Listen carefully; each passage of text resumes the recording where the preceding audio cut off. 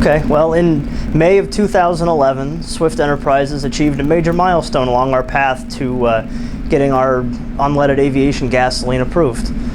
We achieved the publication of a test fuel specification through ASTM International. It's ASTM D7719 standard specification for high-octane unleaded test fuel.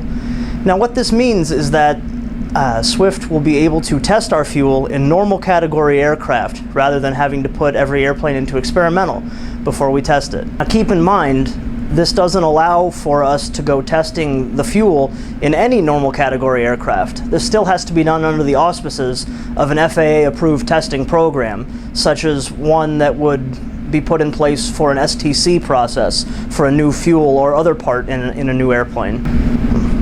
ASTM International is an international industry consensus body that governs the standards and specifications for all commercial fuels and the test methods associated with the quality control of those fuels. Any potential safety concerns will come to light before the fuel comes to market. So while yes, this is a major milestone along the path to the approval and certification of this new fuel, we still have a lot of work to do with the FAA and industry. Now, when it comes time to transform this test fuel specification into a commercial specification, what the real work left is just the gathering of the necessary technical data to convince all of the industry members that this is feasible.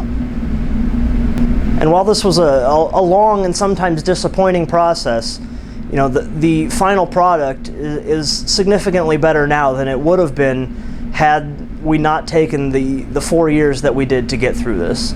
You know, this is a major step both for Swift and for the general aviation industry as a whole. You know, this just goes to show that the ASTM process works, and it also guarantees safety of flight, which is must be the primary concern for all involved with general aviation. Swift will continue to follow the ASTM process and see it through to its culmination.